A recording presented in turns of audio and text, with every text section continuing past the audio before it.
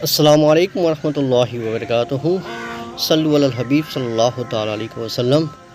دوستو انشاءاللہ سب خیریت سے ہوں گے۔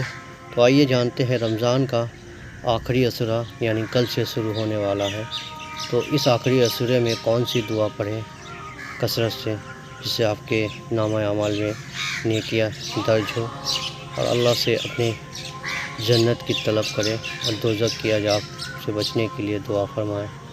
تو اس دعا کو کثرت سے پڑھا کریں۔ بسم اللہ الرحمن الرحیم۔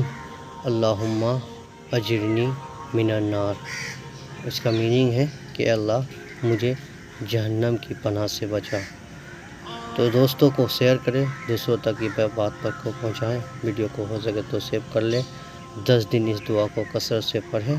اللہم اجرنی من النار، اللہم اجرنی من النار۔ جزاک اللہ خیر۔ السلام علیکم ورحمۃ اللہ۔